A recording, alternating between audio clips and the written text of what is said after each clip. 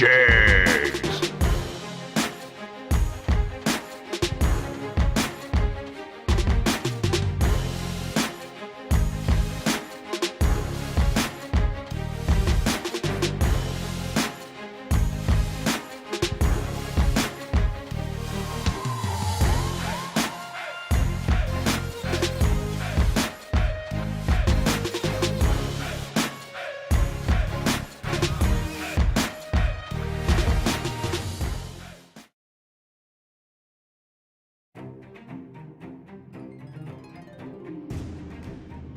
Laris Motorsports Insurance, 4 generations in the insurance business and over 30 years in motorsports, offering package policy for all your valuable racing equipment, on the road or at the track.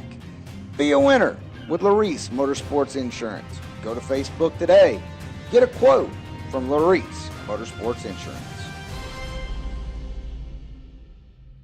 Some people just think parts is parts, but not us. Because we know when you order any of the over 1 million parts at jegs.com, you get the whole company.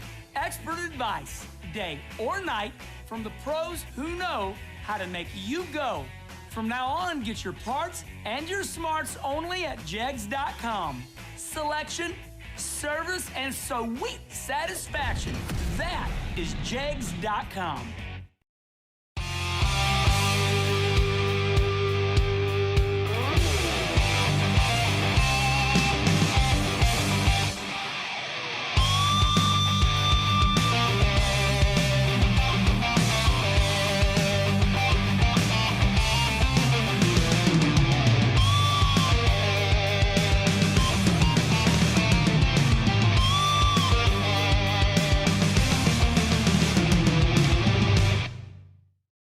Customer service and technical support second to none.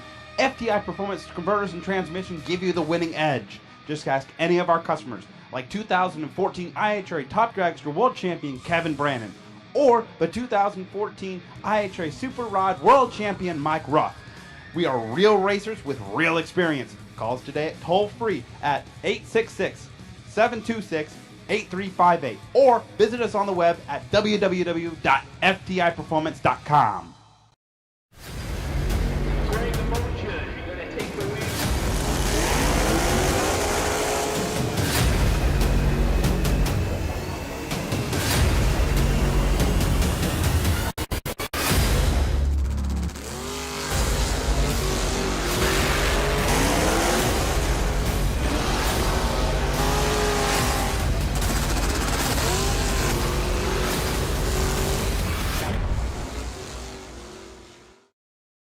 Scoggin Dickey Parts Center is your #1 source for Chevrolet performance. From small parts to complete engines, as the largest authorized Chevrolet performance dealer in the world, you are guaranteed thousands of in-stock parts, same-day shipping, and the #1 rated tech support team in the USA. Whether you're completing your own project build or ordering a custom dyno-proven race engine from the SDPC Race Shop, you'll find exactly what you need with us. Street or strip, call the Performance Parts Professionals.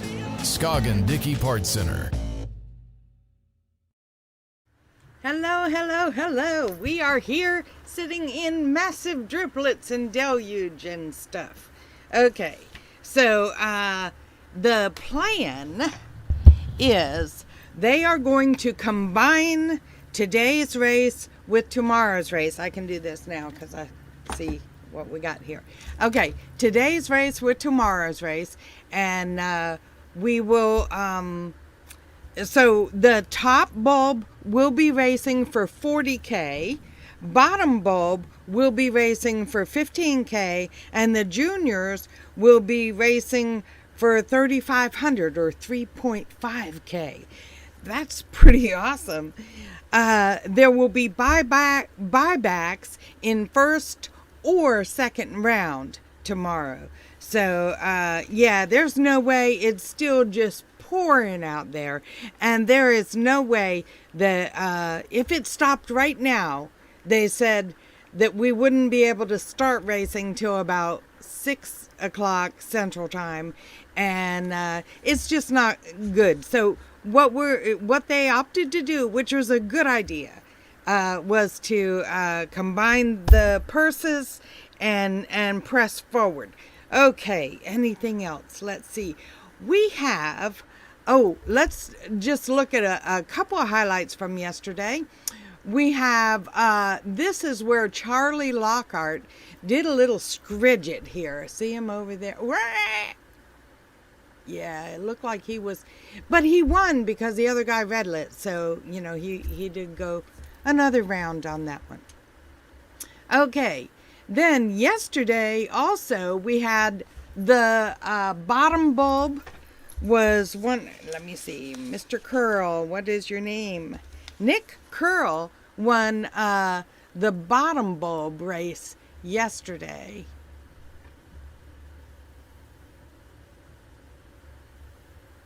And there we go. This was a real drag race. You know, there were so many red lights and breakouts yesterday, but this was a for real drag race. And he won. Okay, I must have cut that one kind of short when I shortened the clip. So anyway, but he did win.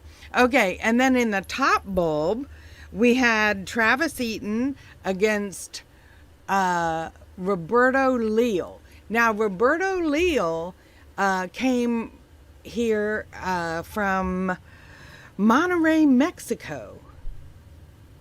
I've never seen this guy race before, but he's definitely someone to be reckoned with, because he took the top bulb 5K yesterday's in the gamblers race. So I can't speak today.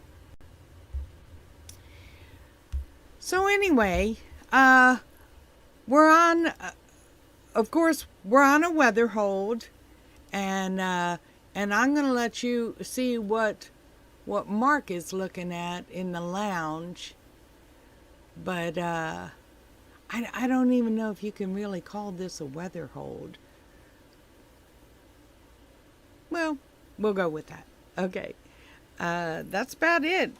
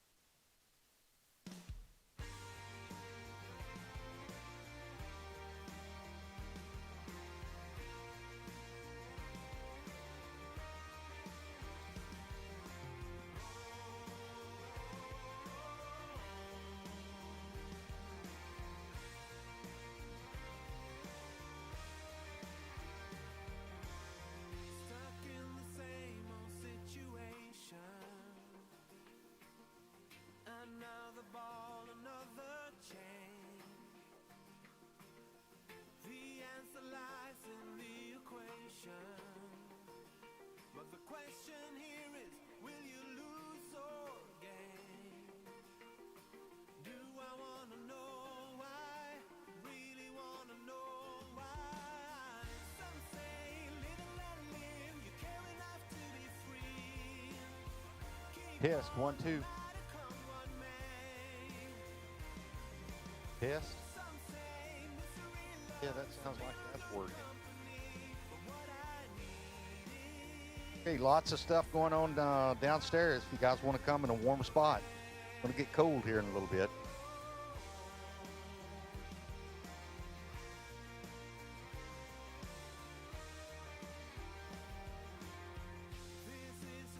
I'd like to remind you guys there will be a non-denominational service tomorrow morning, 7:30. If you are interested, you don't have to leave the property to go to church. We'll have one here on the facility. We'll try to find you a dry spot. More than likely, it's going to be sports lounge. 7:30 in the morning, Racers for Christ, non-denominational service.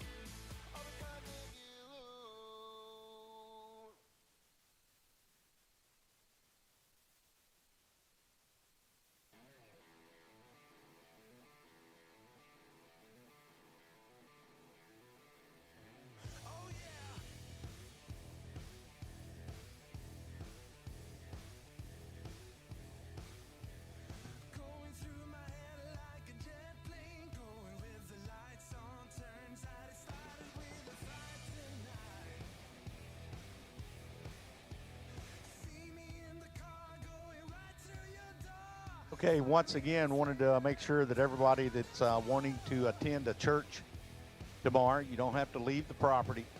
As a reminder, RFC Racers for Christ are going to be here at 7:30 in the morning downstairs in the bottom floor of the timing tower.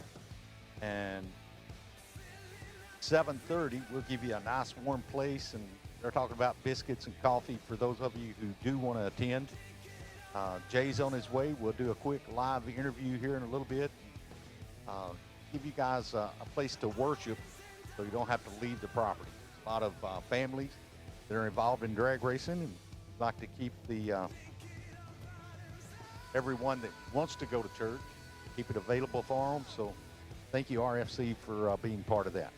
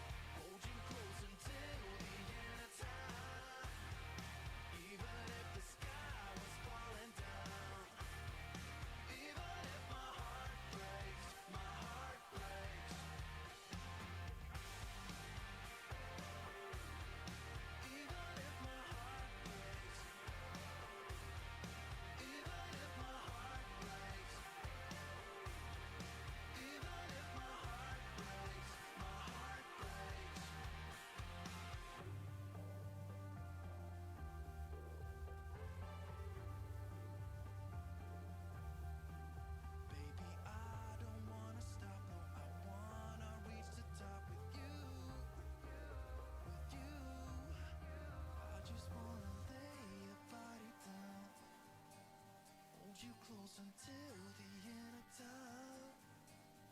Even if the sky was falling down, even if my heart breaks, I just wanna lay your body down, hold you close until the end of time. Even if the sky was falling down, even if my heart breaks, my heart breaks.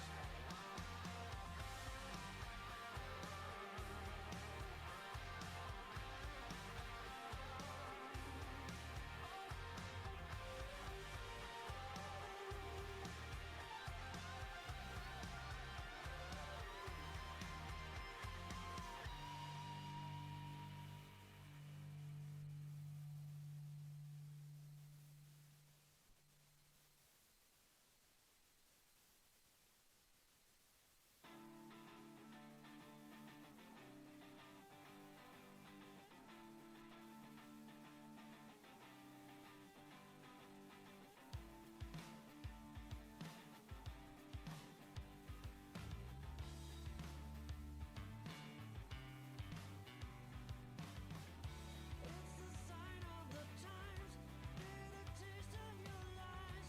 No one got what they came for. So you think it can cheat? Give us all we can eat, without something to live for.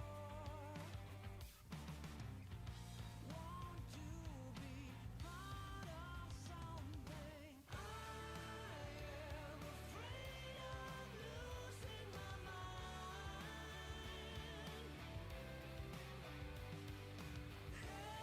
Headlights are blinding me, I can't find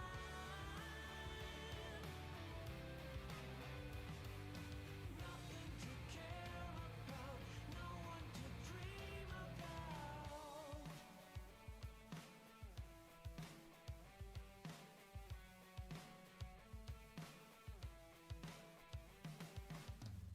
Generations of hate, sick and tired of waiting, nothing will ever change here.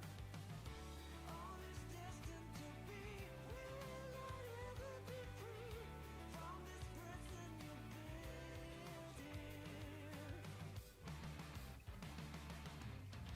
Want to be heard by someone. I am afraid of losing my mind.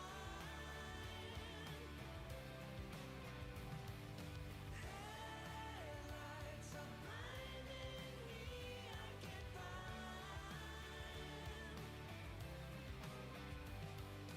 nothing to care about, no one to dream about.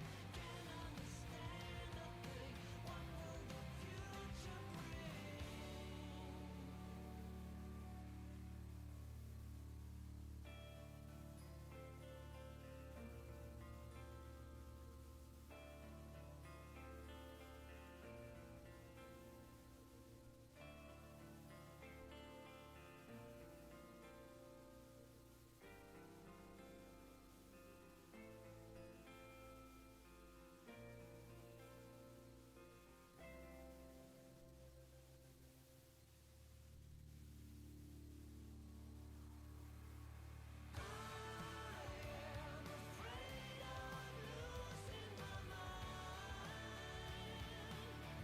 Okay, I'd like to say hello and thanks for coming out to everybody here at No Problem Raceway. Getting a good start to a good year. 22 seasons kicking off, and we are certainly trying to enjoy. I had a great day yesterday. My buddy Jay Payne's here with me, and RFC non-denominational chapel service tomorrow. We'll do that right here, because it's supposed to be cold tomorrow. Looking forward to a big weekend of racing. We had it put off for the New Year's Great American race on New Year's Day. The weather moved in. Mother Nature, I mean, we live this world of drag racing. Can't control that. But I know you're a racer too. You're not only a man of God, and you know, you always come. I've seen you over the years, blessing all of our racers and our facility and stuff.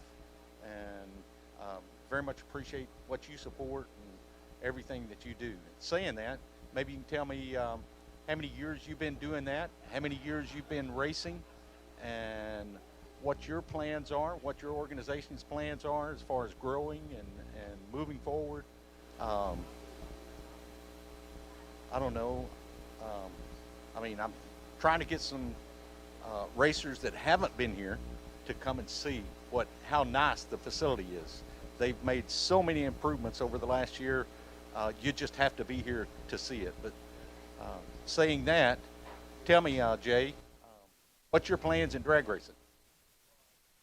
I started drag racing again in '99. I raced when I was young in high school. Started back again in '99 when my boys were both in high school to get them away from the stuff I was scared they're going to get hurt in. So I got them back in drag racing and got them in a cage and got the belt strapped in where I knew they were safe, and Mama was okay with that. So we've been racing since then quite a while. Just bracket racing. Get to do it every once in a while. I still love to do it, but God called me about 3 or 4 years after that to work with Racers for Christ. So I've been blessed to be able to do that. I still love to do that, and whenever I get a chance I can, I'll go do it. I've had some health issues lately, but God still allowed me to be here and get up and come move and do it. And I'm excited about this year, and no problem, too, what they're doing here at the track. And these bracket races they're putting on, it'll draw the people, and it's awesome now to see that they're going to have the juniors here this time. Right. And to get those kids involved and get them in something that they enjoy doing, and parents can be with them, and we're just excited about that. And I know with Racers for Christ, we're excited to have them all here, too, and to be able to come and do the service with them, and just be here to be a blessing for them. It's been just a great time and an opportunity for us to be able to do that. Yes, and we're blessed that you guys are coming because, like I said earlier, I mean, there's a lot of racers that are very faithful, and once they get at the track and they get all set up, it's hard for them to load up in a community pickup, so to speak, and try to go into town to go worship.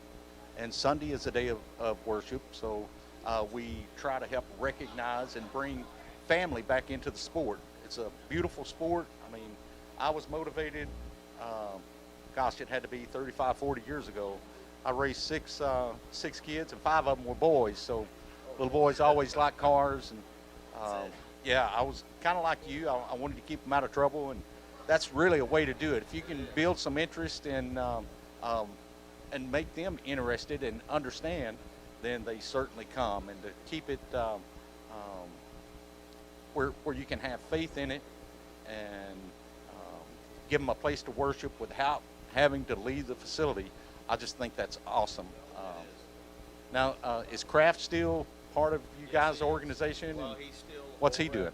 He's still over at the local other track, and I ain't with him with that. Him and I stay in contact a lot. He's a good friend of mine, and he helped me get started in this about 20 years ago. So, on a Friday night, he come and asked me, he said, "Man, I need some help." And I said, "I'll do it." And he said, "No, you need to pray about that. That's a decision in your life you need to think about a little bit more." And I said, "No, God's already been working on my heart to do that, and I'm ready to step up and go to work." So ever since then, I have, and it's just been a blessing to my family, and it's a blessing to see the families. In today's economies and the things that are going on around us in this world, this is where you can bring your family, you can bring your kids. It's a sport that everybody can get involved in, and it's just been a blessing, and it's a blessing for Race for Christ to be able to come to the local tracks, and the owners and most of the guys and the managers have just been a blessing to us to allow us to come and to do those chapel services and keep those families together on a Sunday morning or a Saturday night or whenever it is that they're going to be away from their local church, and it's just a blessing for us to be able to do that. It really is. Absolutely. Okay, saying that, let me start talking about drag racing a little bit. You first got into drag racing. Your first car was what, and was it a Ford? I know you're a Ford guy, but your first car was what year model, and how old were you, and when did you get started? My first car was an old 37 Ford truck that I bought on the side of the road for $20. But a flathead? Yeah, flathead. The guy couldn't get it running, and my dad was a mechanic, and I'd been working in his shop all my life, and I knew if it had gas and fire, it was going to run. So when I got over there and got it to run, and the guy said, "I'll sell it to you." So, and I drove it home, and my mom threw a fit because I was 12 years old. So that didn't go up. It ain't my first car in high school that I actually got to go race. I had a '67 Ford Fairlane GT with a 390 in it and an old torque motor. You know, only turned about 56, 5,800 RPM, but had a lot of torque. So fun to drive, and just had a good time with that one. So, And you kind of grew from there. So what's your car now, and how long have you had it? the car I race now was actually my son bought it. It had been about 18 years ago. It's a 1970 Ford Maverick. You know, small block. It's got a stroker motor in it, and I bought it from him when he got married and had a child and decided he wasn't going to race anymore. So I didn't want to let the car get out of the family, so Dad had to get it. So now I play with it every once in a while, and then my oldest son will come drive it every once in a while when he can, when his wife's not working, and my wife can watch all the kids, you know. So right. So, well, and there's a lot of racers out there that consider you a good racer. I mean, you know, drag racing, biggest part of it's reaction time, and then, but that's not the only part. I mean, you got to race both ends of the racetrack, and used to it was just cut a good light. You always had, I mean, 90% of the job was done, but now you got to race the other end. And these bracket racers that I'm watching at these big dollar races, so to speak, I mean, they know how to race the other end just as much as they do at the starting line. And they do an awesome job. We were talking about it yesterday, reaction times. In round number one, I seen 6 001 lights. Wow. So, you know, whenever it comes to the race master or race director, of course, he's got to try to figure out who's the best and who earns a wait and see buy run. We call that, like if there's an odd number, somebody's going to have to, they can't run them 3 abreast, so somebody's going to get a buy run. Well, we normally do it here at this track like it's the first one that does it, being with the best reaction time. But I seen, and I call a perfect light either 000 or 001. And, you know, anything better than that is going to be red or pink. That's right. It's going to, so I was just excited to see how many racers were really on their game yesterday in round one in that first class. And I don't know how many times I said dead dial. They running the number with zeros or just a couple of thousandths over it. They really have these cars so tuned, state-of-the-art equipment, and the way that it works is just fascinating to me. Now, you're a footbrake racer, right? No box? Yeah, no box is usually what I've always ran. And you got to remember something. When I got older and started driving, Bo, the best race is to the staging lanes, because everybody wants to see you get beside me, because that's how bad I am. So they called you a duck. Said, go get next to the duck. So the best race was watching them get beside me in the staging lanes. But now they try to avoid you, right? Yeah, well, yeah, I wish. But yeah, we enjoy it so much, and I guess I'm just a gearhead from a kid. So. Right. Well, I wanted to get you down and talk about you and your family and the facility and things that are coming up this year. Of course, we got a big NHRA race coming up end of February. Hopefully you're going to be here for that. We look forward to some of the new things that are coming up. We did have the that no prep race. That was a super big race. They restructured the facility. They give stands on side of the track where spectators could come and get real close to the action. Nelson and his group, they've really made so many improvements here. Everything's got brand new paint on it. I went in the showers last night, was just amazed at, they keep it as clean as the motorhome or even my house. So that's always nice. You've got plenty of stuff to eat. I had a gentleman today that drove down from Ohio in that 64 Pontiac GTO. Yeah, his name was Dave Hoover. And I met him, and he just seemed, he's been racing all his life, just like you and I have. And he was really just flabbergasted at the way that the facility looked, the way that the race was ran. And it's always good to hear input like that. And he started talking about this big breakfast burrito that he had this morning that he don't think that he's got to eat, for the rest of the day till tomorrow. So that's always good. But I'm sorry, I'm going to eat again today, but it was delicious. I had one. Well, and then they got some chili and stuff over here if you guys do get hungry. But listen, I appreciate you coming. Thank you. Look forward to working with you in the future. Yes. Remind everybody tomorrow morning, 7:30, 7:30. and you'll have that service here Sure inside the tower, the bottom floor. So thanks for coming, and enjoy the weekend. If you need me for something, holler at me. Thank you, brother. Appreciate it very much. All right, Jake. Thank you.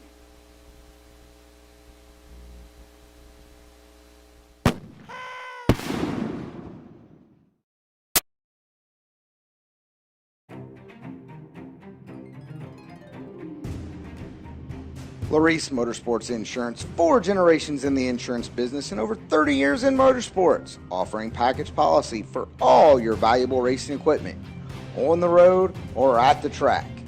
Be a winner with Laris Motorsports Insurance. Go to Facebook today. Get a quote from Laris Motorsports Insurance.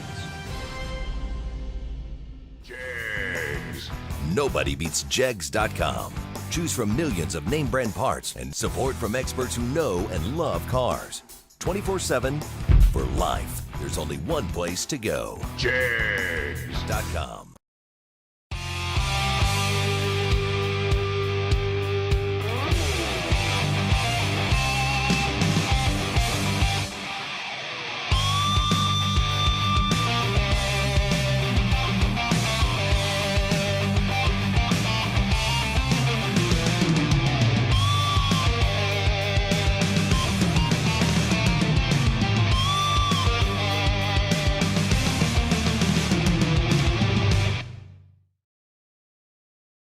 The coast on the no box foot brake side, which is now everybody, whenever you come to the lanes, they kind of want to stay away from you, right?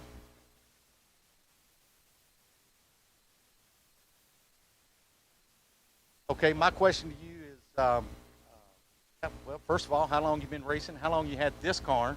Because I remember a little primer car. Tell me where that one went. And tell me a little bit about you and your family, and what do you think about our new facility here at No Problem Raceway? Okay, I started racing about 15 years ago. I probably started when I was young, but you know how that is. You don't have enough money, you don't have enough resources. So I started about 15 years ago. I built that car, which is the same car. I built it about 12 years ago, and it was great. It was great. I just updated it this year, just painted it. What else? Over the years, how much money would you say that you've won with that car? Let's see how much pride he's gotten. Yeah. How many trophies? How many? Because I've seen you in the winner's circle, I don't know how many times, but just throw a number out there. Tell me about how much money you've won and how many trophies. I've probably won, I don't know, 40, 50 races. I don't know how much money I really. Okay, all right. And yeah, well, I know the tax guy may be watching, so we're not going to talk about him. But yeah, saying that, I mean, 50 races. You know how many racers that are out there that hasn't won one yet that would just love to be in your shoes and to be a champ. Last year's 21 season champ, King of the Coast, that is a great, I mean, that's a mark, and you'll be in the books for years to come. They'll say, I want to grow up and be like Mr. Larry, right? I tell you, the King of the Coast is so hard. Just to win a race, I went a while before I won a race over there, and then it's just you have so many good people over there. Right. It's so hard. I know how the guy feels that hadn't won one. I know because I went from winning a lot at home, and then I go over there, and it's an awakening. It took me a little while to realize how tough it was. Right. A very, very humbling experience. And once you win that first one, you're ready to cry at the top end when the win light comes on, the final pair, final round. it's yeah. And that series prepares you to come anywhere. I mean, you can travel and win anywhere if you can win over there. There's no doubt. Well, I put you in my books as one of those guys that we were talking about yesterday with the triple O and 001 lights, dead dial. I mean, just a super tough racer. This division, or down here in South Louisiana, there's a lot of tough racers. There's a lot of good racers. It really, racing foot brake 10 years ago is not like racing foot brake right now. It's got, besides the equipment getting better, all the guys are getting better. It's really tough. You got, I have to race Robbie Mullins and Roger Marcon, Opie Pierce, and Thomas Holly, and all those. I mean, we race them constantly, and it's man, Danny Paul. Right. It's just tough. It's just tough. All those guys can travel anywhere and win anywhere. Right. We've got a couple of racers here that showed up from Kentucky. Gentleman from Ohio that drove that Pontiac down here. And he says that he goes to different places, but was just very impressed with the way that the facility was and the way that the series is being ran and the organization. So, yeah. And no problem. It's been a transformation. It looks wonderful. what would you say would be the best improvement here at No Problem Raceway? When you first come in the facility, you want to make sure that when you bring the family or another racer, make sure and look at what they've done to this. What would you say? The aesthetics. I mean, all the paint they've done, everything. Totally remodeled downstairs. They've done a grinding on the racetrack. So tell me, and I haven't been down this racetrack, so I mean, other than a street car, but in a full-bodied race car, what it used to be compared to what it is now. What's the difference? It used to be there's a little difference in the lanes. Now it's I mean, my car was spot on yesterday. It was, I mean, smooth as glass. I mean, my 60-foot didn't differ 3,000 or 4,000. It was good. It was good. Well, all right, Larry. Listen, I appreciate you coming. Good luck tomorrow. Now, the change is they're not going to race today due to the weather. But the money that they were putting in the today's race is going to roll over into tomorrow. So you guys will be running for, what, $40,000 tomorrow? Foot breakers are going to be 15. Yeah, it's 15 for foot brake. And then the junior cars are like 3,500. But, I mean, it's still going to be a good race. It's going to be cold, but it's going to be dry. And I look forward to seeing you in the winter circle, and at the end of the day, come see us upstairs, and I'm sure they're going to be proud to pay you. All right, thank you.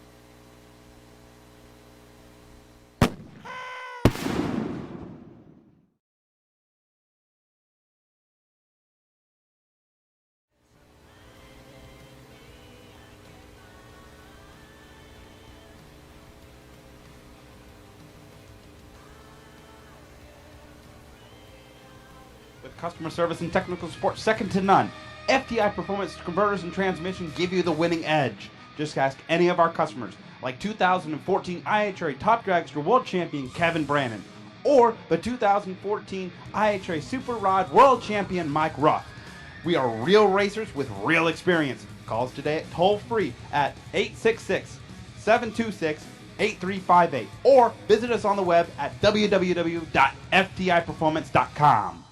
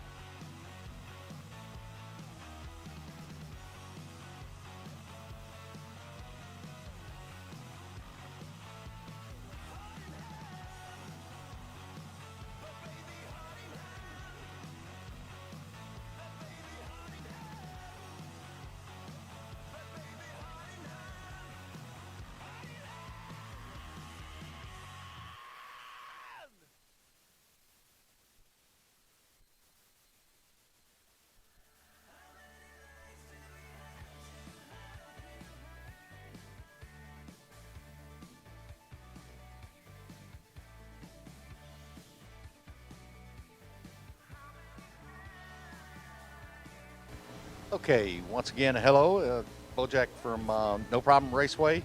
I'm here with Nelson. Nelson has really put together a great team, and it's a team because these guys that are working with you, some of them, they don't even feel like it's employment. They're down here helping you, and I praise you for what you've done in the short amount of time that you've been here. And we were talking about new facility changes, what's coming down the pipe for the 22 season and moving forward. And maybe you can elaborate on what the future is for No Problem Raceway. I know we've got a big future and big plans ahead. So some of the things that you've changed that the racers really like is the racetrack. The spectators, we've given them new stands, the covered bleachers. Of course, they've been there, but whenever we had the big race and stuff and all that came out, I seen you guys go into not just double time, working overtime. Some of you guys were working in the middle of the night, making the racetrack and stuff, getting ready for that race. So tell me what has transpired since you came on board, and maybe what your future is. Very good. Thank you, Bojack. We, my wife Marla and I basically took over the racetrack back in May of this year, of 2021. And we had presented a program to the owner saying that, hey, we want to do everything we can to make this track the best track in the South, period. And so we had a long list of things that we wanted to do, and we started at it. First and foremost, we did put together a great team. Everybody here is fantastic. These guys are hard workers, and they do whatever they need to do to get it done, period, you included. And so, it was a hard beginning because the list looked like it was monstrously long of what we had to do. But at the end of the day, we started just nipping at it, and all of a sudden we've got, fantastic racetrack. We've got, fantastic looking facility. We've added some additional viewing platforms to give most of our fans the opportunity to look at it right from the starting line, and that's going to end up being real well. The covered grandstands, I've already talked to Mr. Don Garrison, who actually started the covering on the grandstands. He's going to cover all of the grandstands for us. That's awesome. And so that way it'll give, again, the opportunity for folks during the summertime to have a place to shield themselves away from the heat. We're aggressively moving forward to try and gather as many large races from around the country that we can. Our goal is that we want to create the racetrack that will attract all of these large events from around the country. And the very first one, of course, is Brit's and Galen's race, the Great American Bracket Race. This is a great launching pad for us, because now we've brought people here that haven't been here in a long time to see everything that's going on. Everybody's really excited about what they see and what they know will happen in the near future. So we're looking forward to the NHRA program coming back to us, and Division 4 is at the end of February. They're coming back, and there's an awful lot of talk about that too, where we're going to have a huge race at the end of February. We've got several other large races that we have courted from around the country that we're now working on dates. I will announce them as they come through, but we've got some pretty aggressive plans for 2022, and obviously beyond. Our goal here is within the next 2 years to put this thing on the map as the premier racetrack in the country. And so it's going to take some time. It's going to take some money to do that. Right. But we've got a great crew. We've got a great owner. And I'm just thrilled to death to be able to be at the helm with my wife making this thing happen. Yeah, that's great. And you know what? I'm proud to be part of this team because I know that I'm with the right group that's actually moving forward. In the past, we've had some things that, word kind of, it's not just social media where it gets out. It's all over. Word of mouth gets around real quick. So if something is not happening, let's just say, it gets out and none of the racers want to come. And kudos to you guys for giving the racers. And I've been a racer, I'm going to say all my life. 35 plus years. and I know how they feel. They're wanting to go to a nice, clean facility and get treated fair. And just like any business, if you go and pay your hard-earned money, you're wanting, to show your return on your investment. And sometimes it pays off. If you're a racer at the top end of the racetrack, when the wind light comes on in the winter circle, and you guys, there's no payout issues. It's just a nice, clean facility that you'd be proud to come in and win. And whenever you leave here, you've got that new winning circle hat on, where it's something that you've earned. You're proud to say, well, I went to South Louisiana and won that. And it ain't everyone that can go down there and win, because they have a bunch of tough racers. So, the improvements here in the tower. When I first came, you guys were painting. They took the air conditioner. Of course, I remember we'd have a race in the summer. I've done all of the JEGS races for like the last 12 or 13 years. And we started doing that at the beginning of the year because the weather. And they wanted it to kind of be not hot, but not cold. Well, I came one time in March and it snowed. In South Louisiana, how would that ever happen? But it did. And you know what? The next day they dried the track. They done what they needed to do, whatever was necessary, and we finished that race. And that's one that I remember so well, because just like today, you're going to have, we're drag racers, and we deal with Mother Nature and the elements. So it's things that we can't control, but the things that we can. Let me just tell you, hats off to you, Marla. You guys, y'all have control, and you're doing a fantastic job. And hopefully the word gets out and we can get some more racers and just help grow this facility and watch it shine and be part of a statement here in South Louisiana. So Nelson, everyone's going to be invited. Yeah, our doors are open. Whenever the gates are open, you're more than welcome to come. But, I thank you for the quick interview.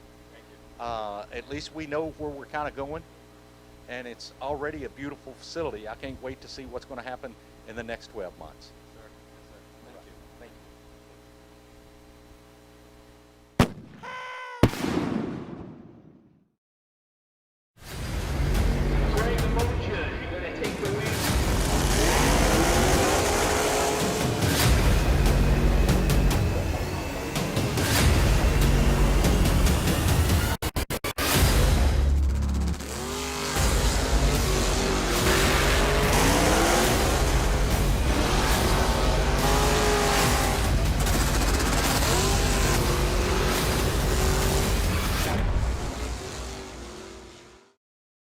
With customer service and technical support second to none, FTI Performance Converters and Transmission give you the winning edge. Just ask any of our customers, like 2014 IHRA Top Dragster World Champion Kevin Brannon, or the 2014 IHRA Super Rod World Champion Mike Ruff.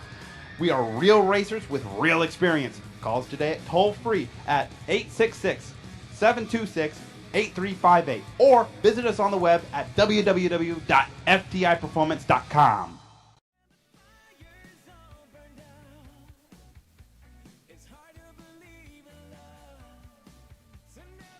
Okay, I'm here with Danny Martinez, right? And Danny, maybe you can tell me how many years you've been racing, how many times you've been to this facility, and let's talk about the Great American Bracket Race and the series. Can you tell me a little bit about that and how long you've been following it? Started last year. I raced quite a few races with Galen and Brit and Class Act, man, world-class guys. Very happy to race for them. I know the weather just played a big factor this weekend, but they're doing all they can for us guys, and I'll continue to support them. Okay, and that's great. Now, whenever you come, do you bring your family? Is it a family deal, or you just come by yourself and you're the #1 crew chief and crew guy, and you just do it by yourself, or how do you do it? Well, normally my dad and my mom are normally with me. He has a dragster too, but there's quite a bit of the Martinez family. I'm sure people out there know us. I think there's 9 total that race, and it's a big family thing. Big family Where are you guys from? thing. We're from Pasadena, Houston, that area. Yeah, Texas. I got a lot of racers over there in that area, and I think that they're fixing to close down that facility over there. So, what's going to be you guys' next step as far as hometown racetrack? Do you have one picked out? Well, no. We were thinking about going to San Antonio and running their series, but of course, they're another one that fell by the wayside. But we got news that our track over there in Baytown, they didn't shut down. They ended up renewing the lease. They added another bracket race to our series because they were going to bracket race for the first half of the year.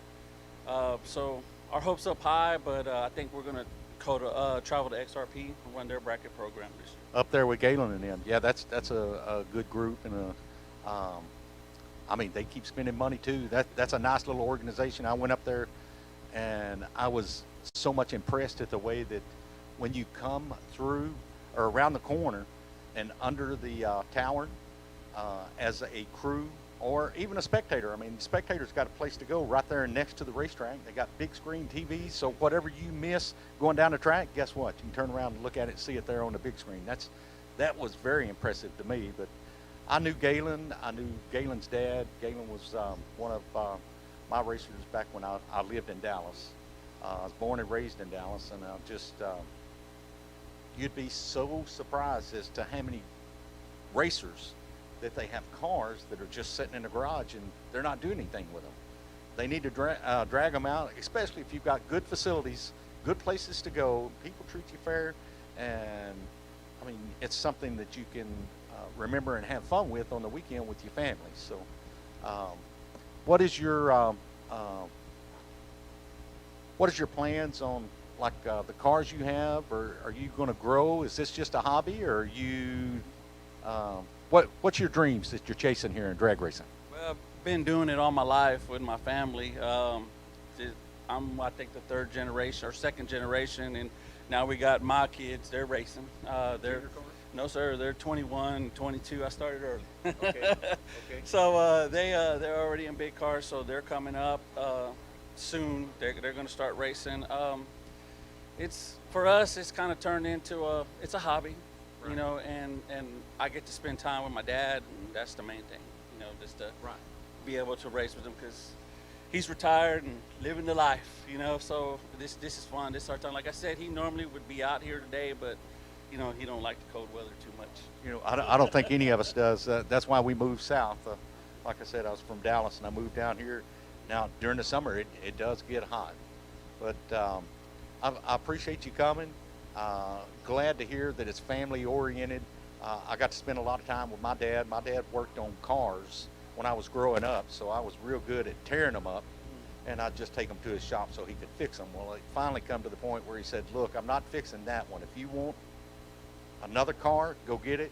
If you want that one, you're going to have to fix it. So you tend to grow up. I mean, dads have their way of making sure that Junior's going to grow up and be able to fend for himself, so to speak. So. And that all kind of comes from racing and the racing family. And I'm sitting here and I'm trying to think, you know, there's a single-digit percentage of people that you probably don't want to be around. But you can't really say that in the drag racing world. There may be 1 or 2%. The racers that are real racers, they're really family oriented. If something breaks on your car, I'm sure you can walk right next door to the trailer next to you and say, hey, do you have a 7/16 boat, you know, fine thread? And they'll hunt for 30 minutes to try to find you that boat. So that's just good people. But once again, I appreciate you coming, Danny. Good luck tomorrow. Big money tomorrow. Hopefully, yes, $40K in the box or top bowl category. And hopefully you're going to get either all of it or some of it. So that would be nice. Thanks for the interview. Thank you.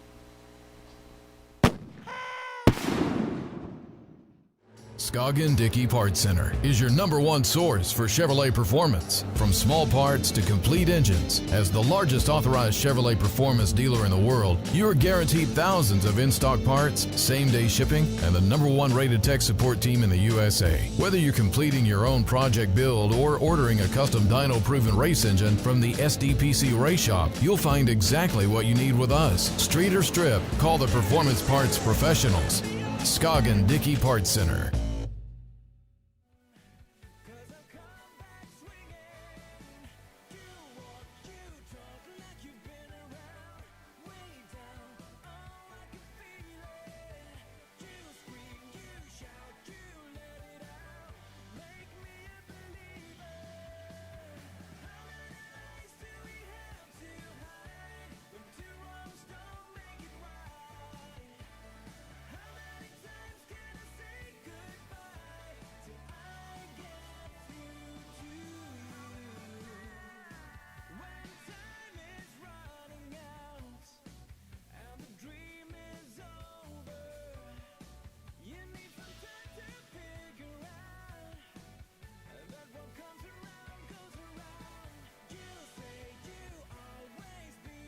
Okay, I'm here with the promoter, right?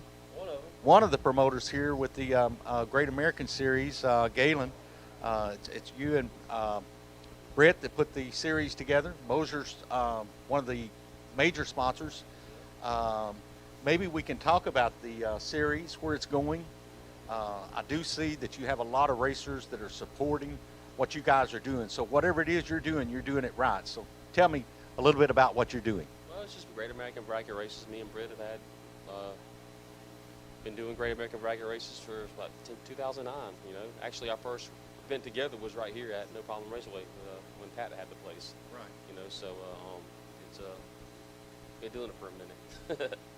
Well, several years, but in those number of years, like I was saying, I mean, you've got a lot of racers that are supporting what you're doing. And support sometimes is hard to come by. So that means that you guys are doing it right.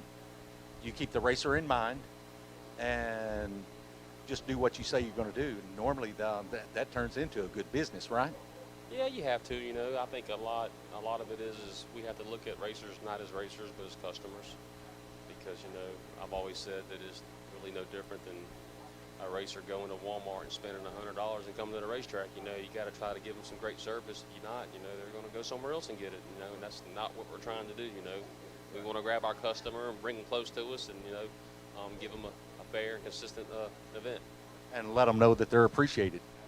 Yeah, that's a main part of any business. If you want it to be successful, if you let them know that they're appreciated, their support, and you listen. If they say something, like at a driver's meeting, listen, pay attention, and things will usually work out good, you know, in everybody's favor. Everybody comes to a good agreement. So where is the next race, and what are you guys plans for 2022 season? Well, for this year, this was our first event of the year. We still have 2 events scheduled. Both of them are at Holly Springs Motorsports Park with Jabbo, Buddy Jabbo up there, who does a phenomenal job with that facility. Our next event is one of my personally my favorite event, the Dream Team race, the Scoggin Dickey SDPC Race Shop Dream Team Challenge. Yeah, that's like I said, my favorite event, the Dream Team. You know, because it takes that team finals feel and the bracket racing feel, and you know, you get all these teams race with each other, and it's a fun race. You know, It brings people together. Yes, yeah. It brings a lot of people together, and it's a fun race. I enjoy it. Right. And then we have we go back. That's the weekend before Memorial Day weekend. Then the weekend before July 4th weekend, we go back to Holly Springs for our red, white, and blue race, which features our buy one get one free entry. You buy one entry, you get one free. So everybody's doubled, and that seemed to be taking off a little bit. So. Those are the 2 events we have scheduled. We just released the save the date for this the weekend after Labor Day weekend in September.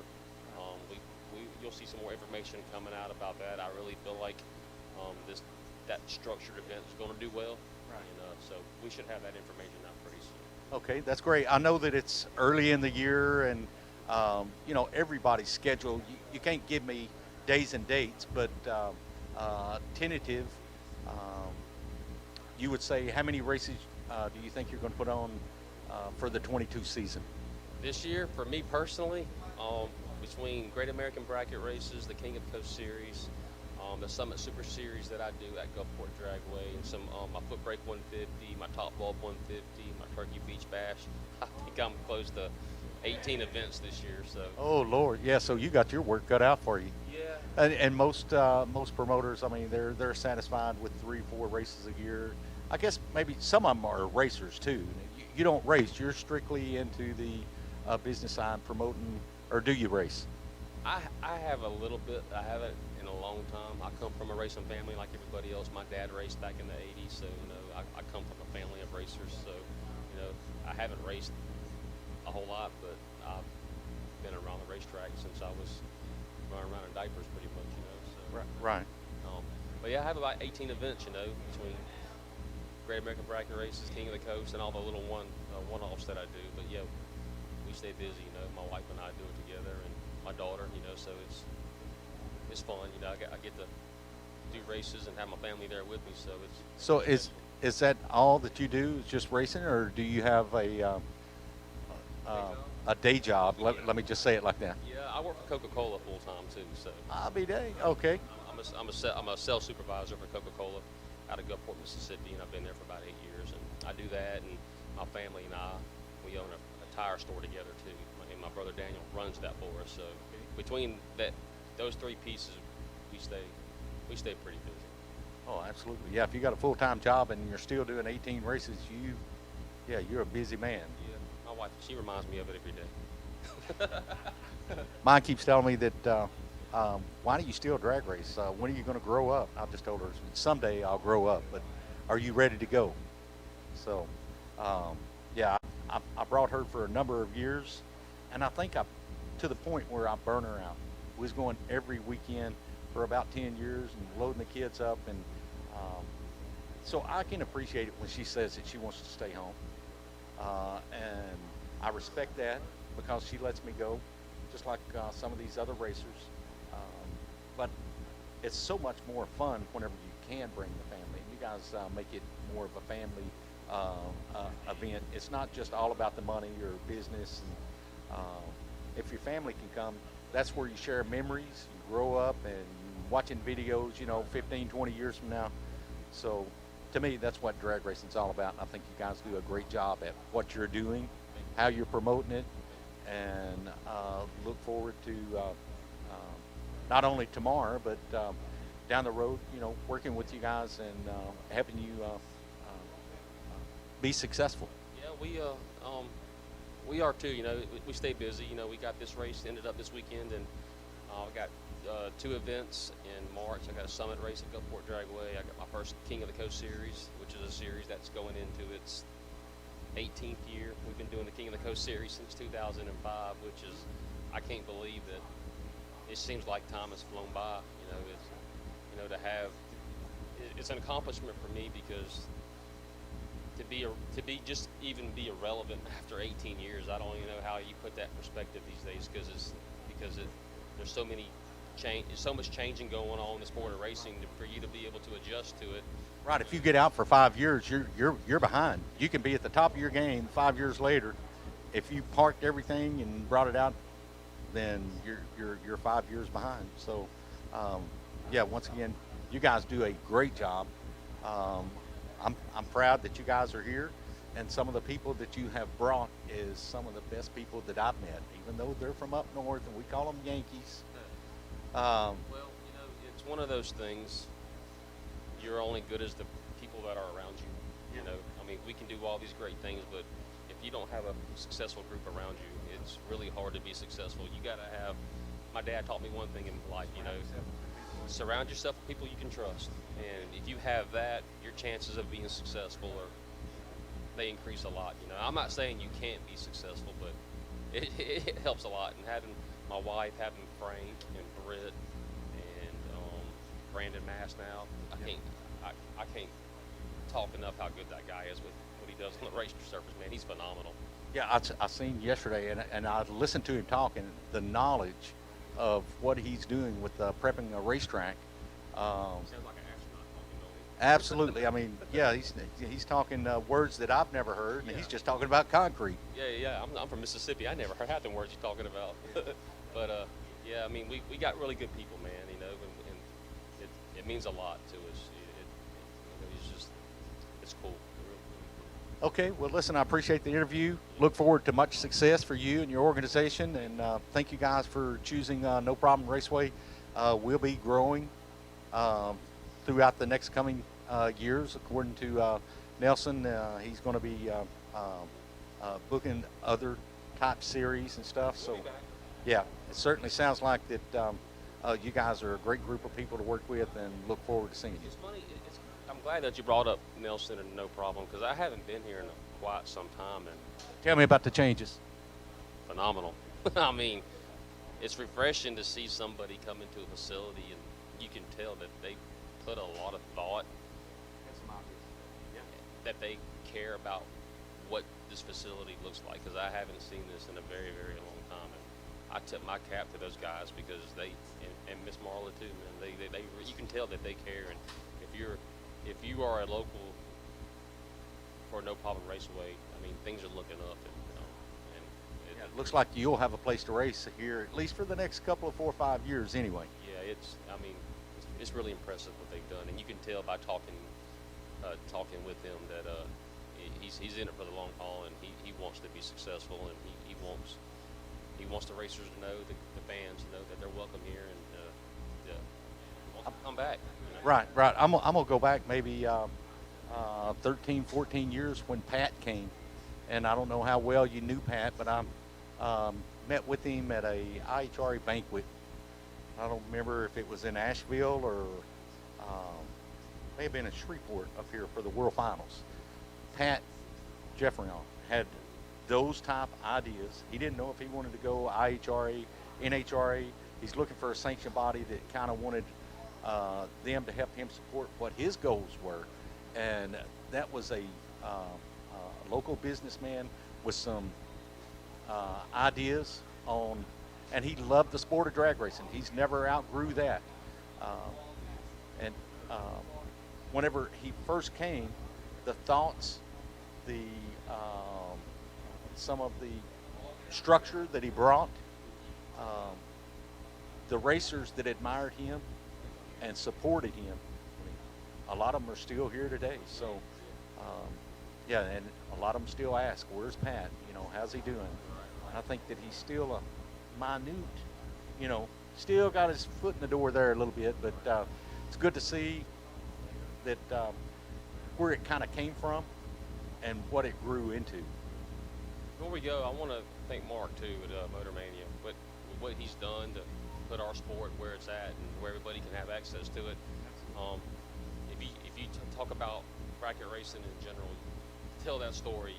You can't tell that story without Mark being involved in it, because he's Picture's worth 1,000 words, but the movie itself.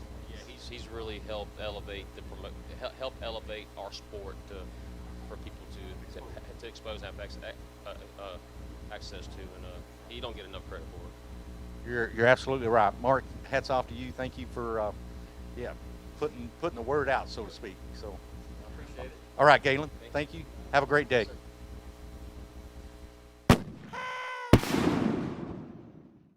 With customer service and technical support second to none, FTI Performance Converters and Transmission give you the winning edge. Just ask any of our customers, like 2014 IHRA Top Dragster World Champion Kevin Brannon, or the 2014 IHRA Super Rod World Champion Mike Ruff.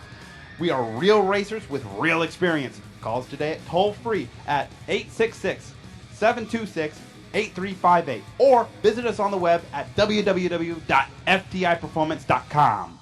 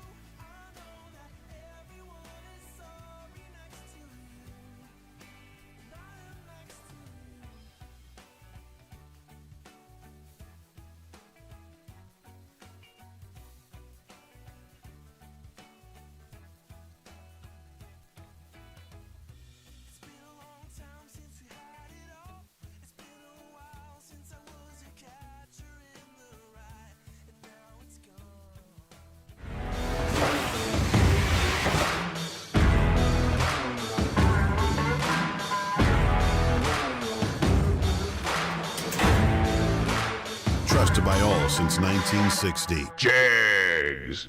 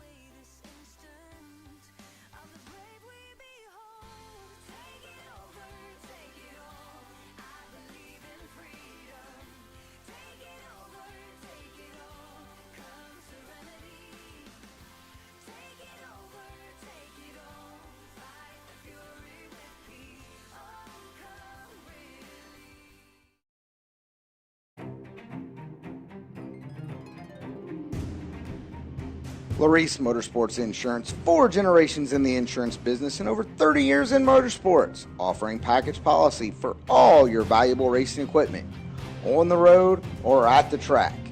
Be a winner with Laris Motorsports Insurance. Go to Facebook today. Get a quote from Laris Motorsports Insurance.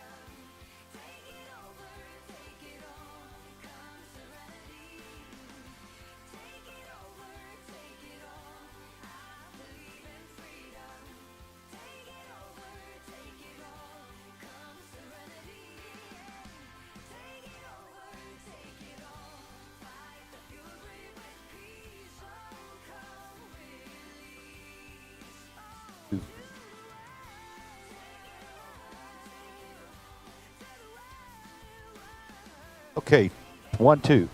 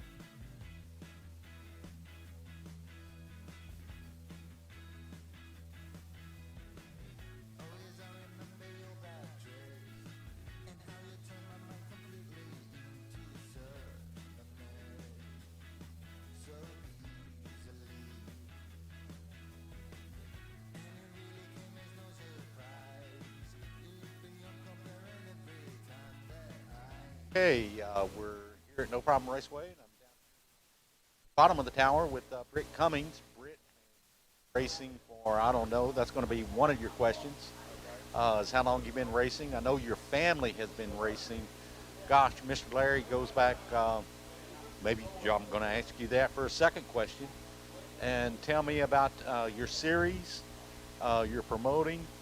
Was here with Galen a while ago, and he talked highly of where you guys are going and what's the next step for the Great American Bracket Racing Series. I guess the next step is just to stay relevant. We pulled off the $1 million race a couple years in a row now. We're going to back off from that.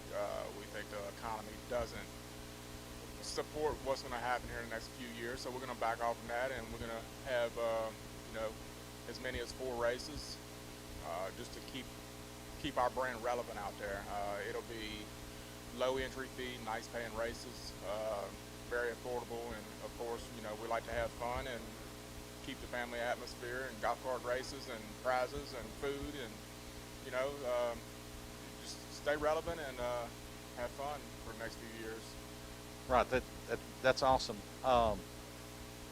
Let me talk about how you got into racing. What motivated you, other than Dad saying, "Get up, let's go to the track," and what created the desire for you to jump not only in one car, you guys between you and your brother and your mom and dad, and just so much talent in racing.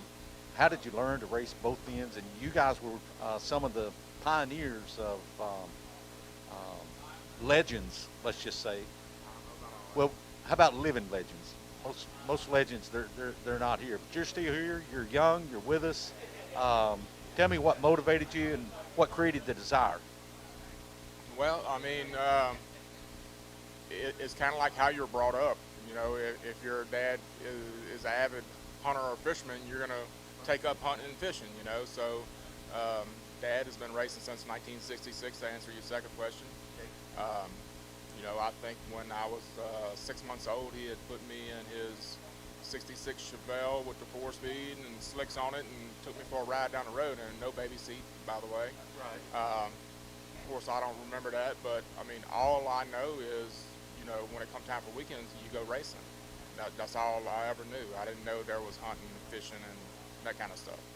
Right, and I don't hunt or fish either. Most drag racers don't. They devote their time to their car and their family. Without a good family, a good wife that supports you and what you're doing, you're not going to be able to do that. And you certainly can't do it by yourself. So keeping it family oriented and making the series want to welcome families to come in, I think that's so inviting. You guys do a spectacular job at that. Well, it's just, how I was brought up. We went to the drag strip. I can 100% say that, I've never had an addiction problem. I've never been in a whole lot of trouble. But it's because on weekends, I wasn't out with the riffraff doing really stupid stuff. I was with my family at the drag strip, learning family values and communication with others, so to speak. Right, and everybody thinks that it's an outlaw type sport, and it's really not. I mean, it builds camaraderie. And it's like I was telling Danny Ray over here a while ago, whenever something breaks on your car and you need a nut or a bolt, and you walk over to the next trailer, that guy that's right there next to you, and he don't even know you or where you're from, he's going to spend 30 minutes trying to find the part that you need to help you achieve what you're trying to achieve that weekend. I just think that's so great, and that teaches not only us, but our children, the people that's coming up, the younger racers, junior dragsters, how to interact with themselves. We're not sitting at home behind computers trying to communicate. We're actually hand in hand, physical. I mean, I call it building character. That's what I tell my kids all the time, which my kids are 27 and 30 now, but I still tell them when we do some stuff in the shop or whatever, or they turn their nose up that they don't want to do something, I'm like, well, it's building your character is what it's doing, That's an awesome little answer. Okay.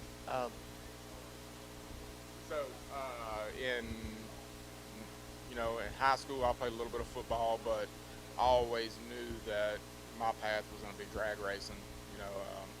I could have went and played a little, the next level college football and decided that wasn't my path.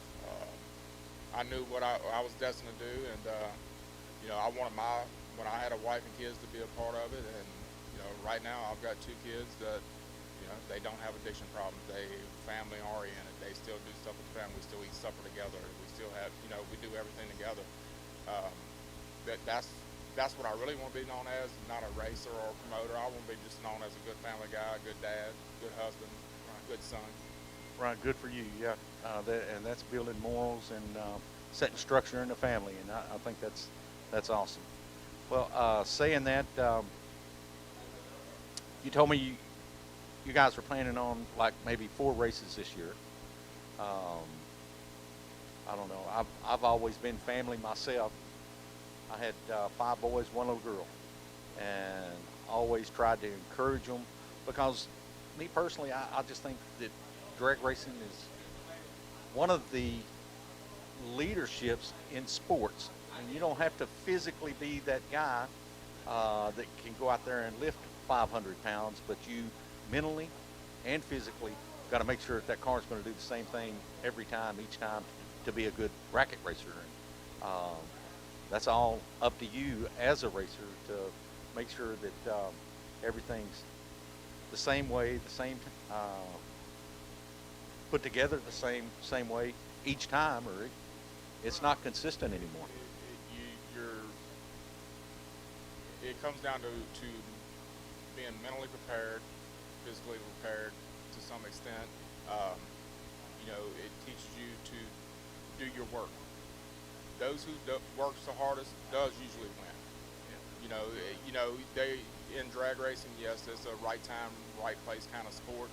Bracket racing especially, it's where you pull in the stage lanes. It's not who you run, it's when you run them. But if you don't live it every day, that's definitely not going to help your success on a racetrack. Every day, before I get to a racetrack, I don't want to work at the racetrack. I have myself prepared. It's maintained, it's clean. The trucks and trailers are serviced. My dad, he's still at 75. He still just outworks us every day in the race car shop or whatever he's doing. But he could be changing on a big rig. He could be waxing a big rig. He could be working on his super stocker. He could be working on a gasser. He left here today going home to sand his new gasser. When we rescheduled here 2 weeks ago, the car didn't even have body work on it. Well, since then we rescheduled. He had the body work done and it's primered. We ran it out here Thursday. Well, guess where he's at today? As soon as it had 1 raindrop fall, he headed back to the house and he's over there sanding it now. But he's ready to go race, and he wants his car to look good and it's prepared and tested. And if you're prepared, you're gonna definitely set yourself up for success. Yeah, if you want to be here and be right, it needs to be 100%. I think that's awesome. Well, you're certainly raised in the right environment, and you guys are very successful, and you do great at promoting and sponsorship. Some of the sponsors that you guys have put together, it speaks for itself. You get so many, and you guys do a great job at that, and I'm thinking that's one of the reasons that racers like to follow you. I mean, you do what you say you're going to do, when you can do it, and sometimes, just like what we had talked about earlier, I mean, Mother Nature does take over. We live in an outdoor sport, so there's nothing you can do about the rain. There's nothing you can do about the car count. Our car count is the best this weekend, but hey, it's the hand we're dealt with, and we're going to still run for all the money. We put out a flyer, it says guaranteed on it. We're going to run for all the money. We would hope to finish and start every race we had on the schedule, but it didn't work out that way. But you improvise and adapt. Racers, I'm a racer. I know how I don't want to be treated, so that's how I don't treat what Galen calls our customers. I hate even calling myself a promoter. I like doing cool stuff. Galen brought me on board. I have a niche with the sponsors and the, marketing side of it. I just like doing it. It's part of the sport. It keeps me, the promotion side keeps me in contact with all the sponsors, which on the backside does help my race team. The 4 races we're doing. Like I said, they're going to be low entry fee, decent money. We are going to add a 4th one that's going to keep us, relevant in a big money world. But we're not ready to announce when and where that's going to be. Okay. Well, we haven't announced the when, but where and how much it's going to be for. Again, promotions, I don't know if I'm a promoter. I'm just a guy that likes to have a good time and treat people like I want to be treated. Well, you rub elbows with the right people, and the right things happen, and I think you guys do a great job at that. But okay, saying that, I know we're not racing today due to weather, but I think that it's fabulous that you guys had come together, put your heads together, instead of just calling off today. You actually rolled today's race over into tomorrow as far as the payout, and made a $40,000 purse out of what tomorrow was like 15. Today was the $25,000 race, and instead of just doing away with it, you rolled it over, even though the car count's really not where it. It's not what we had hoped for, but you're showing appreciation back to the racers. What? Absolutely. It goes back to doing what you say. It would be very easy to pull the plug on this thing and say, okay, well, see y'all next time. There is some promoters out there that would do that. As soon as a drop hits the ground and their car count's not good, they postpone the race. Yeah, they're like a rat in a room with a light on. They're looking for a way out, and you guys didn't do that, so kudos to you. Me and Galen's always we've always done what we said we're going to do, and you take the good with the bad. Okay. Well, saying that, Brent, I appreciate you coming. I enjoy working with you. Look forward to working with you in the future. Yeah, you guys, y'all have a hell of a race team. You can sit here and you can say, really racing is, I think it runs all through your blood, through your veins. You were brought up in it, and one of the first names that comes to my mind when you say bracket racers is between you and your brother, your dad. Yeah, and put together an organization that people are following you, and it's because you're doing the right things. So thanks for doing that for us. Thanks for choosing No Problem Raceway, first part of the year. Unfortunately, how good does this place look? Oh, it looks fabulous. I mean, you can take an old rusty bucket and throw it out in the field and just forget about it. And that's kind of what we were feeling like. I mean, I thought we were fixing to lose the racetrack here. You want to go back not that long ago. Sure, it was very close. Yeah. And these racers wouldn't have had a place. But now that Nelson and Marla came, and they brought the right people and being properly led, let me say that. I think that their good leadership is helping make this place grow. And I want to be part of it. This goes back to you, caring about what you do, doing what you say. Obviously all it took was somebody that cared just a little bit here. Cared a little bit and care a little bit, that's all. Presentation. I mean, it's the first thing that you see when you come in the gate. If you come in at night, you can see those scoreboards from Highway 70. So, and it's a racetrack. And it's just some of the things that they're doing. This place has to be successful, and we've got enough local racers here that want to support it. So I think we're going places too. Yeah, it's absolutely. It's back to being the original No Problem Raceway. The looks of the place, you can tell that somebody cares, and there's money being spent instead of in their pockets, and that's what it takes to keep a place like this afloat. You have to have the doors open. It's like a convenience store. It don't make any money unless the doors are open. Right, and I mean, I see them get out here and make a good effort, even though when rain does come, they're still out here working the tractors. And they don't just send their crew home and try to, kill the expense. Yeah. So, well, saying that, listen, once again, I appreciate you guys coming. Enjoyed today. Look forward to working with you tomorrow. Tomorrow will be a long day. It's going to be a cold day because when the rain moves out, the cold's supposed to move in, but I'm sure that we're going to be ready for all the racers. And yeah, I'd like to thank you guys for coming. Mark with Motor Mania TV, doing all the exposure. I think I should interview Mark next. What? Let's talk to you. Yeah. Motor Mania TV. Mark. Yes. Oh, wait, let me go turn that. There you go. Not all that fancy stuff. So we were talking earlier, Mark, about Motor Mania TV and where all you guys have been going, and tell me what your plans are for 2022. Well, right now we actually just got contracted to do another race, the one in Capital City with Ben in April, and so we've got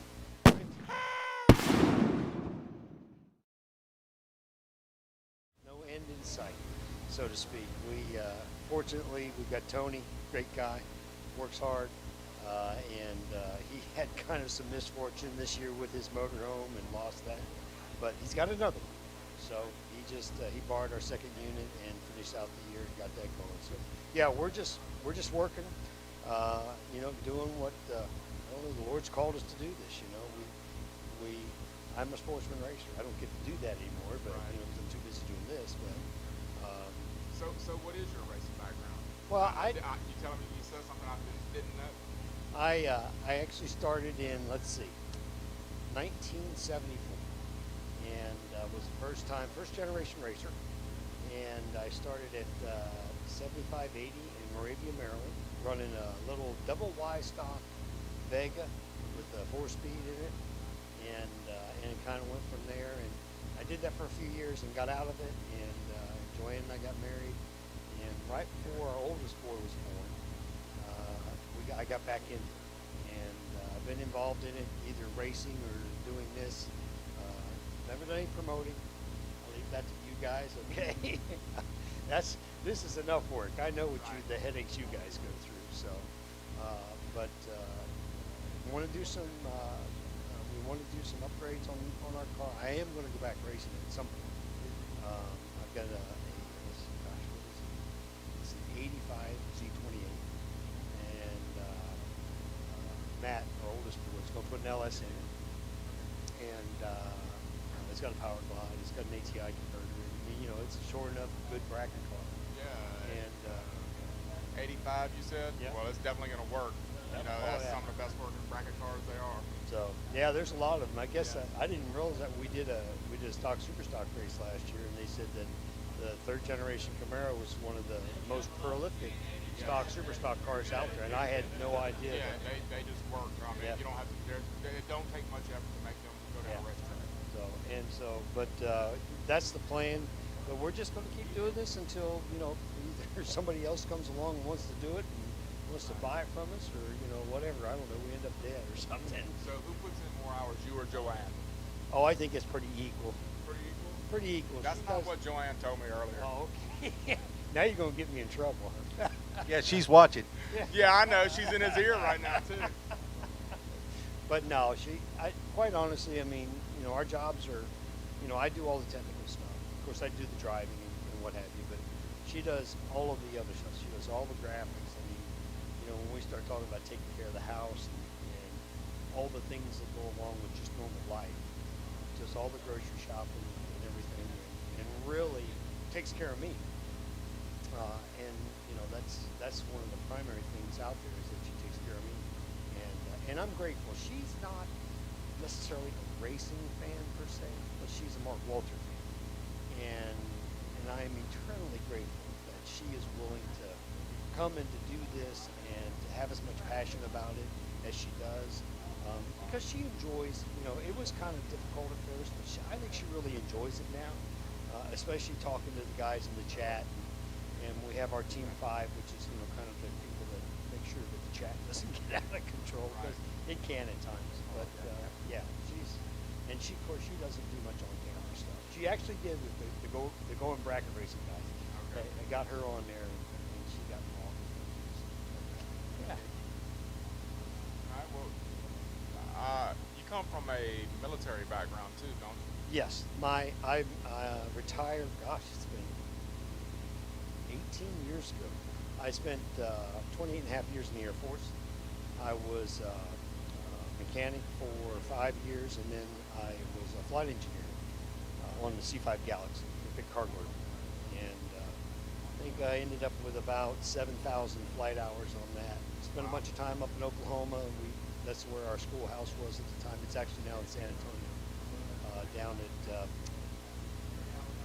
whatever joint base it is now. Kelly Lackland, something or another. Anyways, but spent a lot of time in the pattern there teaching, and then we ended up in Georgia.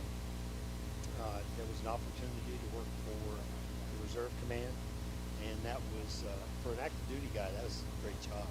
But we were in a big transition at the time in the Air Force, and it allowed me to kind of excel in what I was doing. I was the enlisted air crew manager. A single subject. Yeah, I was the enlisted air crew manager for the command, so I took care of all the enlisted flyers, which was about 5,000 people across, I don't know, we're talking 130s and C5s and 141s, a whole plethora of airplanes. And then I did that job for about 7 years, and in January 2004 I retired, so it was 18 years ago this month. Okay, well, all I can tell you, me and you spoke earlier about it. If you are a promoter and want to live feed your race, this is Mark and Joanne with Motorman and TV. We're not going to throw anybody under the bus right now, but their quality is second to none. You never hear anyone complain about Motormania TV. It's just how it is. If you want the best, you get the best. Yeah, him and I were talking earlier when we were waiting in between interviews about the little cones. I said, whose idea was it to grow feet on the little cones and take off running across the racetrack when these wild-ass cars are coming at you, wheels up, you can't see. And he told me that it's his wife, Joanne. So I just think that that's phenomenal that she's supporting him and they're being successful. And that's what it is in everything that you do throughout life. I think that you guys are doing one of the best jobs that can be done at a racetrack, representing and exposing all of us that want to get the word out, so to speak, and talk to other racers and tell them how much fun we've had in our lives and how good it was to us. So, yeah, thank you guys for doing what you do. It's like I said, you're great at what you do. You're great at what you do. I don't know. One day I'll get there. Okay. You're doing good. Come on now. You're doing fine. Yep. You are. But yeah, I had a great time. I know today we've got. We'll be doing a lot of bench racing today, but tomorrow we're going to be serious. Yes, things will get serious at 8 o'clock in the morning. Just so anyone that's watching that is on the premises that was looking for a poker game, the poker chips are here. So we can have a poker game right in here? We can have a poker game start here in just a bit, here in the sports bar, here at No Problem. Poker game's fixing to happen. It's like 3:15 right now. You want to start at 4 o'clock or 4 o'clock? I got plenty of tables, plenty of room. They got plenty of chili in the back. If you want to come and have an adult beverage, it's the place. I've had kids in and out here throughout the day. They got the LSU game on. They're going to have the football game on here in a little while. So, yeah, I mean, we're just going to do what you do when it rains. Yeah, racers going to do what they do. When Mother Nature takes over, we got to come up with something to do. Dominoes is not really the game of choice, but maybe a good poker game, card game is. Drag racers, bracket racers, drag racers, they like giving money away, so why not give it to each other? There you go. All right. Well, Mark, once again, you do a phenomenal job. Thank you guys for coming down. This is your second time here at No Problem, or how many times you been here? This is the second time we've streamed. The last time was, when we were talking about it, we thought it was 2011, 2012. I actually raced here with the National Streetcar Association. It was 2004, 2005 time frame. But it's been since we were here for that race. We haven't been here since then. So. How many changes you seen since last time you came? Oh, wow. This place is, let me tell you something. You know, we go to some tracks and you're like, golly, you know, could you just pick the trash up, you know? And one of the things that this place has always been, you know, and I, again, wasn't here for a lot of years, but it was clean and well maintained, and you can, I love the white on the building. It used to be your standard, you know, blues. That's been there probably about 6-8 weeks now, because it was blue. Yeah, it looks wonderful. And then you look at the grass, and you look at the parking lot, and you look at there is zero doubt in your mind that the people that are here, I mean, Nelson and Marla, they are taking care of this place. The owners supporting what they want to do. We were talking last night about that stuff. Yeah, what more can he ask for? But he's showing results, yes, as to other people that just say that they're going to do something as opposed to actually getting it done. He's got an individual that walks around pushing a wheelbarrow with asphalt in it to make sure to fill up the holes, you know, and that's not just for one weekend. They've been doing things like that, or in a bucket truck for, gosh, probably the last 2 months, to make sure that someone doesn't be walking along and then trip, fall, skin an elbow or skin a knee. It just shows that they care. So, yeah, I'm very proud to be here, and everyone that I've talked to talks about how the improvements are. Yeah, I know that these guys have to be proud. The place looks great. It really does. And, you know, we've known Marla and Nelson. We go back to when they were, we actually met them up in the track up north of Louisiana. Shreveport. And many, many years ago doing PDRA stuff. And I knew at that point, I said, wow, these people, you know, I understood his background as far as, you know, coming out of the import stuff and everything else. But I mean, as far as being a track operator, you know, and he takes that everywhere he has been. And of course, we, you know, got an opportunity. You know, South Georgia's 125 miles from the house, so an opportunity to visit with those guys and do some different events down there. Home of the flying cars, that makes TV action, right? Yeah, unfortunately, we don't do that event anymore. So that's just one of those things where it was, and that was a good thing. I mean, we did a lot of stuff with Donald and that group for a long time. But that's one of those races you love to hate or hate to love, or I don't know, something like that. So, and you know, God bless those guys that are doing it now. That's all I can say. Well, if you do decide to go to that, I mean, and I haven't been to one, but the ones that I've heard about, I mean, it's a big inconvenience. If you're just a spectator, or even if you go as a racer, it's just they've compacted so many people into such a, and it's not a small facility, but there are so many people there that you have to wait in line to go to the bathroom. There's always, you're out of food. And that's something like that. I mean, You're gonna go, you better bring a motor. Yeah.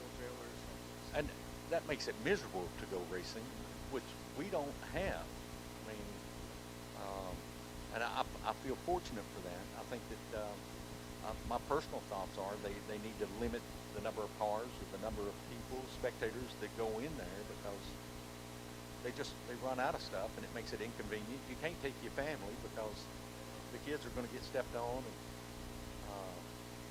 it's not fun. Where we go, we want it to be fun and make it fun, family oriented.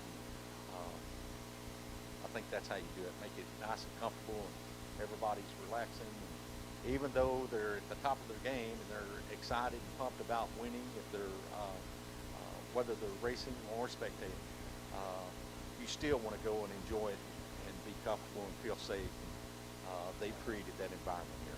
Absolutely. And that's the bracket world. I mean, it's and we've worked in a lot of different drag racing venues as well as other type of venues. And when it comes to just a place to go to have a good time, whether you're racing or spectating or hanging out with your family, you are never going to beat a bracket race ever. I heard some bracket races even have water slides and Oh all that kind yeah, of stuff. that's true. That's true. Yeah. Well, all right, Britt. All right, Mark. Thank you, guys. Enjoyed the interview, and hopefully you guys out there have enjoyed all the information we've tried to share with you here at No Problem Raceway. We'll get busy doing what we do best. Probably go lay on the couch for the next couple of hours, but tomorrow we're going to start out early. Junior's going to take They'll have a RFC chapel service here at the bottom of the tower at 7:30, and Mr. Jay Dunlop's going to do that. I think everybody's going to get one timed run per entry, and then they're running for big money. So racers running with dollar bill signs in their eyes don't get in their way when they're headed towards the staging lanes. Once again, thanks for joining us here at Motor Mania TV and here at No Problem Raceway. Thank you guys.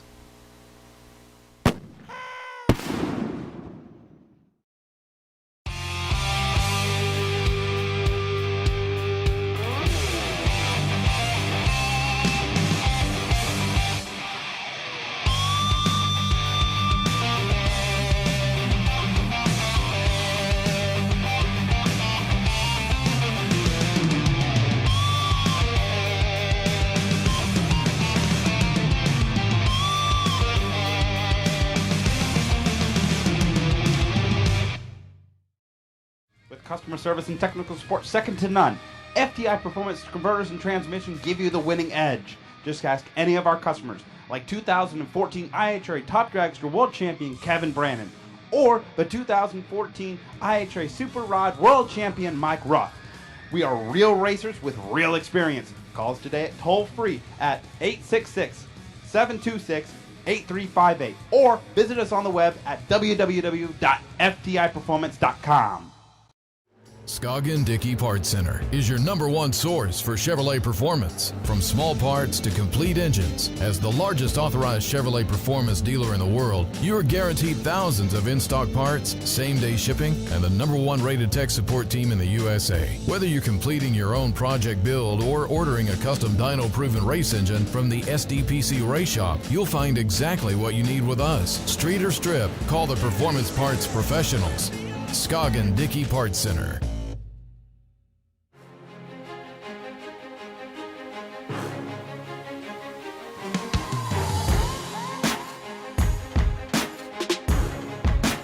Jags.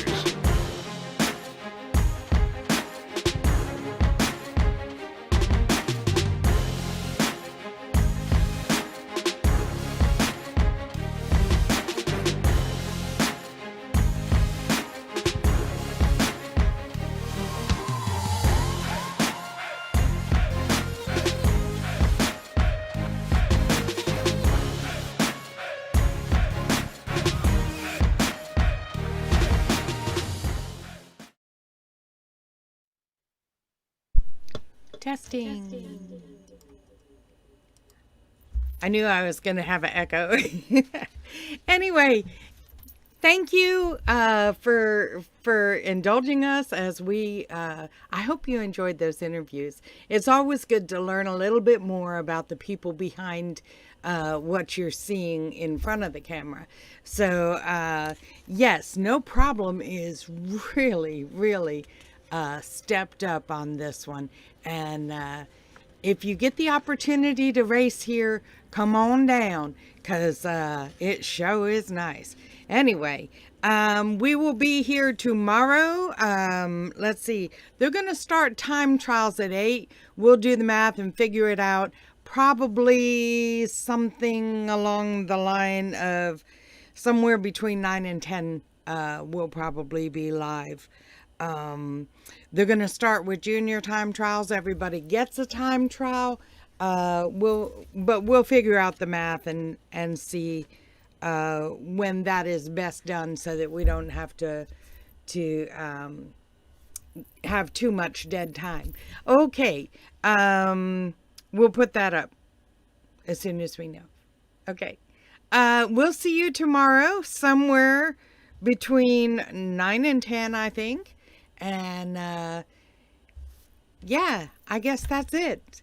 Okay, say your goodbyes to each other, and I'll go through my Motor Mania videos, and we'll see you then. Bye.